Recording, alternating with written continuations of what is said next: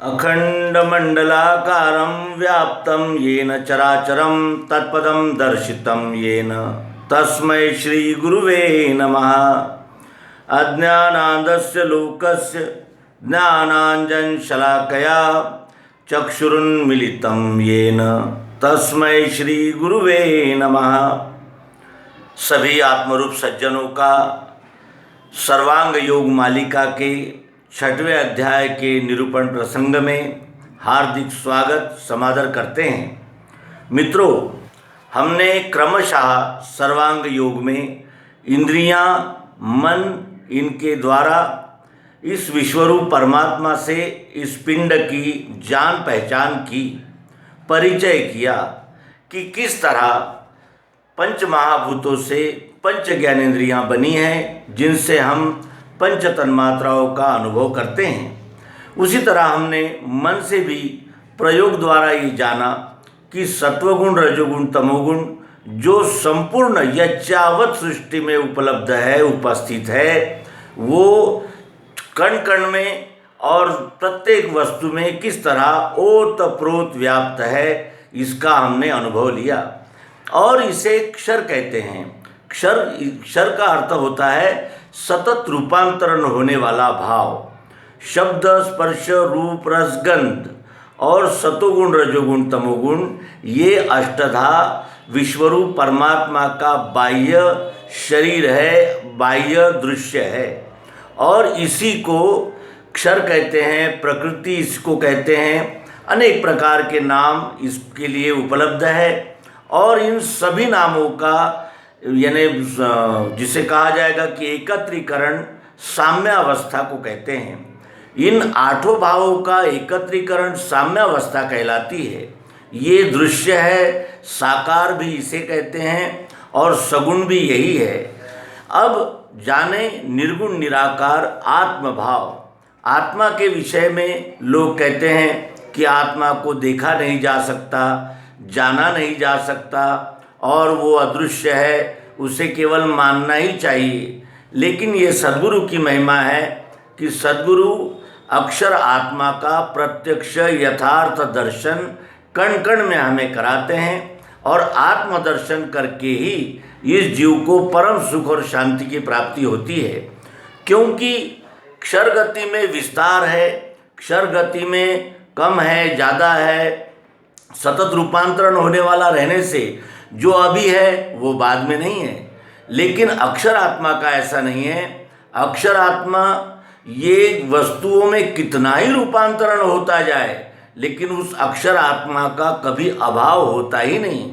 और उसी अक्षर आत्मा ने इस क्षर को धारण किया है और इस अक्षर का दर्शन इस सर्वांग योग नामक ग्रंथ के 6वें अध्याय में हमें उपलब्ध है। और यही सद्गुरु की महिमा आप सबके सम्मुख प्रस्तुत कर रहे हैं। अब अक्षर आत्मा को जानने की सुरीतिये लखाते हैं, इसे लेना श्रद्धा से सात्विकी ही। संपूर्ण विश्व की लीला क्षर में जिस हो रही, उसी में जो बैठी हैगी अस्थि भांति प्रियत्व से। वेदों के नेति का शेष वस्तु की उपलब्धि वो, उसी का भास सर्वत्र हो रहा दृश्य मात्र में। वो मिठास यही आत्मा है निराकार जानना, वस्तु के स्वाद में भी वो भरी है प्रिय रूप से। मिठास को हुई इच्छा देखूं निज स्वरूप में, तो क्या देख सकती है नेत्रों से निज रूप को। होते ही वृत्ति नेत्रों से देखना निज रूप, तो दिखेगा विश्व ये सारा यही उसका स्वरूप है। बुद्धि के बल से होवे अस्तित्व सिद्ध वस्तु का, आँखों से देखना चाहे दिखेगा विश्व रूप ही।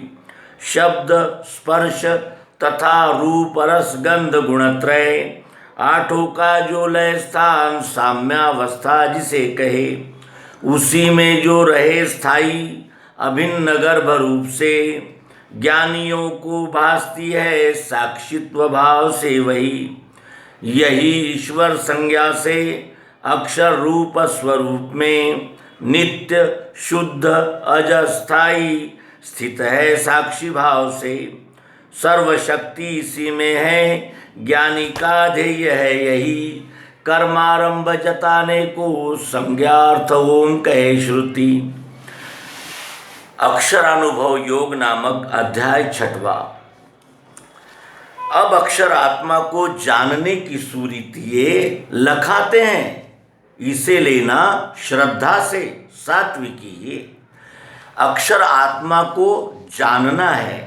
हमने इंद्रियों से देखा था, मन से देखा जाता है, लेकिन अक्षर आत्मा को जाना जाता है। क्यों? अक्षर आत्मा को जाना क्यों जाता, देखा क्यों नहीं जाता? और जो जानना है वही देखना भी है, क्योंकि बगैर जाने बगैर जान पहचान किए हम उस व्यक्ति को देखते तो हैं लेकिन जानते नहीं। यथार्थ परिचय होने के लिए वस्तु को जानना आवश्यक होता है। और इसी तरह यहाँ अक्षर आत्मा को जानने की सुरीति बताई है। और ये जानेगा कौन? ये बुद्धि जानेगी, क्योंकि बुद्धि का ही कार्य है निर्णय करना, निश्चय करना, पहचानना। ये बुद्धि का कार्य है और बुद्धि ही आत्मदर्शन कर सकती है। इंद्रियां और मन की जो दौड़ है वो आत्मा को नहीं पा सकती, इसलिए कि ये सतत रूपांतरण होने वाले भाव है। और अक्षर आत्मा जो है ये स्थिर स्थायी भाव रहने से इसको बुद्धि ही देख सकती है, बुद्धि जान सकती है, और बुद्धि ही इस आत्मा के विषय में निर्णय कर सकती है। और लेकिन यहाँ कहते हैं कि अब अक्षर आत्मा को जानने की सुरीति ये लखाते हैं, लेकिन इसे लेना श्रद्धा से सात्विकी ही है। श्रद्धा 3 प्रकार की होती है। श्रीमद् भगवद गीता के श्रद्धात्रय विभाग योग नाम के अध्याय में भगवान श्री कृष्ण जी ने 3 श्रद्धाओं का विस्तार से वर्णन हमें यानी कराया है, और वो वहाँ उपलब्ध है। 3 प्रकार की श्रद्धाएं हैं, सात्विक, राजस और तामस। तो राजस ये चंचल प्रवृत्ति की होती है, और तामस यानी अंधकार अज्ञानमय होने से इन दोनों श्रद्धाओं का आत्मा को जानने में उपयोग नहीं हो सकता। इसीलिए यहाँ स्पष्ट रूप से कहते हैं कि इसे लेना श्रद्धा से सात्विकी ही। अपने हृदय को सात्विक करने से ही ये बोध हमें प्राप्त हो सकता है, अन्यथा ये बोध प्राप्त नहीं हो सकता। तो सात्विक ये का क्या आशय है? जैसे हम देखें कि रजोगुण में मन की जो विकार है और जो कामनाओं की दौड़ है, उससे ये बुद्धि जो है वो चंचल रहती है, हिलती डुलती रहती है। जैसे हिलते डुलते जल में हम अपना प्रतिबिंब नहीं देख पाते, उसी तरह ये हिलते डुलती प्रवृत्ति से इस आत्मा का संपूर्ण बोध नहीं हो सकता। उसी तरह तामसी श्रद्धा भी है। तामसी श्रद्धा बोले तो अज्ञान और तम भरी रहती है, उसमें विवेक का प्रकाश ही नहीं रहता। इसीलिए तामसी बुद्धि भी इस आत्मा का निर्णय नहीं कर पाती। लेकिन सात्विक बुद्धि केवल सत्य का ही अनुगमन करने से और सत्य में प्रतिष्ठित रहने से, सात्विक बुद्धि से आत्मा का आकलन, आत्मा की जानकारी हो सकती है। इसीलिए यहाँ भगवान श्री मायानंद जी चैतन्य स्पष्ट रूप से कहते हैं कि अब अक्षर आत्मा को जानने की सुरीति लखाते हैं, इसे लेना श्रद्धा से सात्विकी ही है। और संपूर्ण विश्व की लीला अक्षर में जिस हो रही, उसी में बैठी हैगी अस्थि भांति प्रियत्व से। संपूर्ण विश्व की लीला अक्षर में जिस हो रही, इसमें हमने शब्द स्पर्श रूप रस गंध और सतोगुण रजोगुण तमोगुण ये देखे थे। इसी वस्तु के साथ साथ हमने अपने आप में भी देखे। चराचर सृष्टि में कण कण में इन 8 भावों का हमने लक्ष्य किया, देखा, जाना। और इसी में जो बैठी हैगी अस्थि भांति प्रियत्व से, इसी में बैठी है। इसी में ये 8 भाव है जो सतत रूपांतरण होते हैं, जिनको अक्षर कहते हैं। और उसी में जो बैठी हैगी अस्थि भांति प्रियत्व से। कोई भी पिंड आप देखेंगे तो उसमें अस्थि भांति प्रियत्व रूप आत्मा है ही है। चाहे उसमें मैंने उसके बाह्य स्वरूप में कितना ही रूपांतरण हो जाए, लेकिन आत्म भाव उसमें व्याप्त होता ही है। वो कैसे? तो ये जो क्षर गति की जो रूपांतरण होने वाली अवस्था है, इसमें अस्तित्व यानी है, भातित्व यानी दिखती है, और कैसी? प्रियत्व रूप से दिखती है। यहाँ भी वो आत्मरूप है, प्रियत्व भाव से है। यहाँ भी आत्मरूप प्रियत्व भाव से है, यहाँ भी है, ये भी है, ये भी है, ये भी है, ये भी है, सब है और दिखता है, यानी भातित्व। और कैसा दिखता है? प्रियत्व रूप से दिखता है। यहाँ इस आकार में प्रिय है, यहाँ इस आकार में प्रिय है, यहाँ इस रंग में प्रिय है, यहाँ इस रंग में प्रिय है। ओत प्रोत चराचर में कण कण में व्याप्त वो प्रियत्व है, और वो यानी अस्तित्व, भातित्व, प्रियत्व रूप से यानी बैठा है, यानी आता जाता नहीं है आत्मभाव, वो स्थिर बैठा हुआ ही है। वेदों के नेतिका शेष, वेदों ने सब कुछ कहा, लेकिन अंत में क्या कहा? नेति, न इति, न इति। क्यों? कि ये इतना ही नहीं है, इतना ही नहीं है।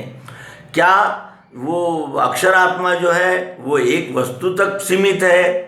नहीं, वो सर्वत्र है, सर्वव्यापी है। इसीलिए वेदों ने नेति कहा है, न इति। उसी नेति का शेष, जो वस्तु का बोध वेदों ने वेद नहीं करा पाए हैं, उसी का शेष यानी वस्तु दर्शन, वस्तु बोध यहाँ सद्गुरु कृपा से हो रहा है। वेदों के नेति का शेष वस्तु की उपलब्धि, वो वस्तु की उपलब्धि शब्दों में नहीं हुई, प्रयोग में हुई। इसलिए वेदों के नेति का शेष वस्तु की उपलब्धि, वो उसी का भास सर्वत्र हो रहा दृश्य मात्र में। उसी प्रियत्व का चाहत, जरूरत, अस्तित्व का भास सर्वत्र हो रहा है। यहाँ भी ये है, दिखता है, और कैसा? प्रिय भाव से। यहाँ ये है, दिखता है प्रियत्व भाव से, यहाँ ये है, दिखता है प्रियत्व भाव से।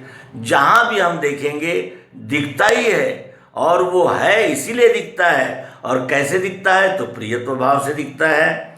और वो मिठास यही आत्मा है, निराकार जानना। हमें इसका रंग यानी रूप, शब्द, स्पर्श, रूप, रस, गंध, ये पांचों दिखे, और सतोगुण, रजोगुण, तमोगुण जो इसमें व्याप्त त्रिगुण है वो भी दिखे। लेकिन हमें इसमें जो व्याप्त मिठास है उसकी जानकारी न इंद्रियां दे सकी, ना मन दे सका। उसकी जानकारी किसने दी? बुद्धि ने दी, कि इसमें ऐसा कुछ प्रियत्व है जिसके वजह से ये वस्तु यहाँ उपलब्ध हुई है, यहाँ तक आई है। ऐसा इस वस्तु में कोई तो भी एक प्रियत्व भाव है। यहाँ भी प्रियत्व भाव से ही आई वस्तु, हर जगह प्रियत्व भाव से ही वस्तु ने आकार धारण किया है। ये हमें सद्गुरु युक्ति से पता चला। वो मिठास यही आत्मा है, निराकार जानना। अब इस मिठास का क्या आकार है? जो भी आकार में हम इसको तोड़ेंगे, फोड़ेंगे, प्रत्येक आकार में वो मिठास आती ही जाएगी। ये चश्मे को हम कितने भी तोड़ेंगे, फोड़ेंगे, लेकिन उस कांच को कारखाने में ले जाने की मिठास रहेगी ही रहेगी। इस फ्रेम को धातु के कारखाने में ले जाने की मिठास, यानी ये प्रियत्व नष्ट होता ही नहीं। भले ही वस्तुएं कितनी आकार प्रकार बदलती जाए, लेकिन वो मिठास, चाहत, ज़रूरत अक्षय रहती ही है। उसको वो उसके बगैर वस्तु रह ही नहीं सकती। ऐसा ये निराकार भाव है। निरे निरे आकारों में एक ही भाव, प्रियत्व रूप। यहाँ ये आकार में है तो यहाँ ये आकार में है, यहाँ ये आकार में है, ये आकार में है। प्रत्येक आकार में वही एक अक्षर आत्मा प्रियत्व ओत प्रोत व्याप्त है। मिठास को हुई इच्छा देखो निज स्वरूप में। अब इस वस्तु में व्याप्त मिठास को इच्छा हुई कि मैं अपने आप को देखूं। देख सकती है। क्यों? क्योंकि उसी ने तो इस यानी वस्तु का आकार धारण किया है। उस मिठास ने ही तो इस वस्तु का आकार धारण किया है। इसलिए जब भी इस मिठास को इच्छा होगी कि मैं अपने आप को देखूं, तो क्या होगा? तो क्या देख सकती है? नेत्रों से निज रूप को, अपने नेत्रों से ही अपने निज रूप को देख सकती है। होते ही वृत्ति नेत्रों से देखना निज रूप। तो जैसे ही इस वस्तु यानी इस मिठास की इच्छा हुई कि मैं अपना स्वरूप देखूं, अपना रूप देखूं, तो दिखेगा विश्व ये सारा, यही उसका स्वरूप है। यहाँ भी प्रियत्व है, लेकिन जब भी प्रियत्व को प्रियत्व देखने की इच्छा होगी तो आकार सहित ही दिखेगा। यहाँ भी प्रियत्व आकार को छोड़कर नहीं दिखेगा, आकार के सहित ही दिखेगा। यानी वो निराकार आत्मा बगैर आकार के रह नहीं सकता, और आकार भी बगैर निराकार मिठास चाह जरूरत प्रियत्व के बगैर रह नहीं सकता। ये दोनों का अन्योन्य संबंध है।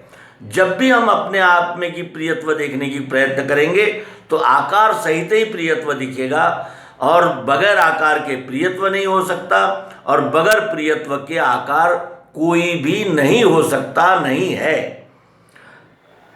अब बुद्धि के बल से होवे अस्तित्व सिद्ध वस्तु का, ये इसमें प्रियत्व चाह जरूरत है, ये किसके बल से निश्चित हो सका? बुद्धि के बल से। बुद्धि ने देखा, इंद्रियों ने देखा कि शब्द स्पर्श रूप रस गंध इस वस्तु में ओत प्रोत व्याप्त है। इस वस्तु से लेकर संपूर्ण विश्व ब्रह्मांड में वही उपस्थित है, कण कण में। मन ने देखा कि सतोगुण रजोगुण तमोगुण इस वस्तु में है, तो इस विश्व की सभी वस्तुओं में है। और बुद्धि ने देखा, बुद्धि के बल से होवे अस्तित्व सिद्ध वस्तु का, बुद्धि ने यह अस्तित्व सिद्ध किया कि ये वस्तु में ये 8 अंग तो है, लेकिन इसमें जो अदृश्य भाव है, निराकार भाव है, वो चाह जरूरत प्रियत्व ही है, और वही अस्तित्व है। अगर इसमें से मिठास निकाल ली जाए तो क्या ये वस्तु का यानी स्वरूप रह सकता है? या इसका आकार अलग निकाल लिया जाए तो क्या वस्तु रहेगी? यानी साकार से निराकार और निराकार से साकार अलग हो ही नहीं सकता, क्योंकि ये अन्योन्याश्रित भाव है। इसीलिए यहाँ कहा है कि बुद्धि के बल से होवे अस्तित्व सिद्ध वस्तु का, आंखों से देखना चाहे दिखेगा विश्व रूप ही। आंखों से देखना चाहते ही सब आकार आकार में ही दिखेगा, लेकिन निराकार आकार में ही दिखेगा, और आकार निराकार के बगैर रह नहीं सकता, हो ही नहीं सकता। तो शब्द स्पर्श रूप रस गंध गुणत्रय 8 का जो लय स्थान साम्यावस्था जिसे कहे, ये वस्तु साम्यावस्था में है। जब हम प्रयोग करेंगे तब ये अष्टधा 8 भावों से व्यक्त होती है, और जो 8 भावों का लय स्थान जो वस्तु है इसे साम्यावस्था कहते हैं। उसी में जो रहे स्थायी अभिन्न गर्भ रूप से, इन 8 भावों में ही जो अभिन्न है, इस वस्तु से मिठास अलग नहीं है, मिठास से ये वस्तु अलग नहीं है, इनका अभिन्न संबंध है। और ये मिठास इस वस्तु में कैसी है? गर्भ रूप से है, ओत प्रोत व्याप्त है। अंदर भी मिठास है, इधर भी मिठास है, इधर भी मिठास है, सब तरफ ये मिठास का ही रूप है। इस चश्मे में इधर से भी मिठास है, इधर से भी मिठास है, इधर से भी मिठास है। प्रियत्व रूप का ही ये संपूर्ण आकार है, और ज्ञानियों को भासती है, ये ज्ञानियों को भासती है साक्षित्व भाव से वही। यही अक्षरात्मा चाह जरूरत प्रियत्व जो शब्द ज्ञानी है उनको इसका भास होता है, और अध्यात्म विज्ञानी को दिखती है, और शब्द ज्ञानियों को भासती है। ऐसा उनको भास होता ही रहता है कि इस विश्व में निराकार रूप से कोई न कोई ऐसा तत्व है जिस तत्व से ये संपूर्ण सृष्टि यानी एक दूसरे के साथ कनेक्टेड बंधी हुई है, और उसी निराकार शक्ति ने ये साकार का स्वरूप धारण किया है। ये उनको भासती है, लेकिन सद्गुरु की कृपा से अध्यात्म विज्ञानियों को ये दिखती है। तो यहाँ ये भासना और दिखना, इसमें कितना अंतर है? तो साक्षित्व भाव से दिखती है। तो साक्षित्व भाव क्या है? ये वस्तु शब्द स्पर्श रूप रसगंध, ये यानी इसका यानी व्यक्त स्वरूप है। सत्वगुण रजोगुण तमोगुण ये भी व्यक्त स्वरूप है, लेकिन अव्यक्त, लेकिन उपस्थिति, और वो भी साक्षित्व भाव से किसकी है? मिठास की है। मिठास ये साक्षित्व भाव से प्रत्येक वस्तु में ओतप्रोत व्याप्त है और यही ईश्वर संज्ञा से अक्षर रूप स्वरूप में, यही ईश्वर संज्ञा से ईश्वर इसी आत्मा को कहते हैं, यही ईश्वर संज्ञा से अक्षर रूप स्वरूप में, अक्षर रूप स्वरूप में ये वस्तु का जो दिख रहा है ये उसका स्वरूप है, लेकिन इसका रूप क्या है? मिठास। तो इसी तरह यही ईश्वर संज्ञा से अक्षर रूप स्वरूप में नित्य सदैव रहेगा, वस्तु के साथ उसका प्रियत्व लगा ही रहेगा। शुद्ध शुद्ध है वो। क्यों? क्योंकि इसमें कितने भी रूपांतरण होंगे लेकिन वो जो मिठास है वो शुद्ध ही रहेगी। और अज यानी अविनाशी है, स्थायी है, स्थायी रूप से मिठास ओतप्रोत व्याप्त है ही है, उसको इस वस्तु से अलग करने का कोई उपाय नहीं है। और स्थित है साक्षी भाव से, साक्षी भाव से स्थित है का आशय है कि ये यानी ये बदलते हुए में भी स्थिर रूप से उपस्थित है ही। सर्वशक्ति इसी में है। इस वस्तु की शक्ति किस में है? हमने किस लिए वस्तु लाई थी? मिठास के लिए लाई थी, प्रियत्व चाहत के लिए लाई थी। ये वस्तु क्यों लाई थी?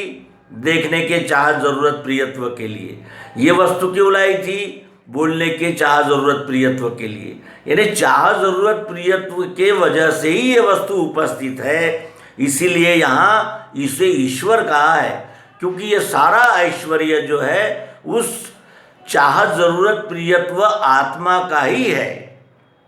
सर्वशक्ति इसी में है, ज्ञानी का ध्येय है यही। ज्ञानी भी इसी ध्येय को प्राप्त करना चाहते हैं, इसी आत्मा का साक्षात्कार, इसी आत्मा का दर्शन बोध करना चाहते हैं। कर्मारंभ जताने को संज्ञार्थ ओम कहे श्रुति। कोई भी कर्म के शुरुआत में श्रुतियों ने इसे ओम नाम से संबोधित किया है। इसी निराकार और सर्वत्र ओतप्रोत उपस्थित आत्मा को ही ओम संज्ञा से श्रुतियों ने पुकारा है, उसका उल्लेख ओम शब्द से किया है। तो इस तरह हमने इस अध्याय में अक्षर आत्मा का अनुभव लिया और ये 6वां अध्याय सर्वांग योग का है। जिस आत्मा का दर्शन करने के लिए कितने प्रकार से मनुष्य प्रयत्न करता है, लेकिन वो सद्गुरु युक्ति के बगैर उसका प्रत्यक्ष यथार्थ साक्षात्कार बोध नहीं हो सकता। यही महिमा सद्गुरु की ये निज बोधार्थ है कही। यहाँ 6वें अध्याय का समापन होता है और अब हम 7वें अध्याय नाम निरूपण में उपस्थित होंगे। सभी को हार्दिक धन्यवाद। विश्वरूप परमात्मा की जय, सद्गुरु भगवान की जय। ओम शांति शांति शांति।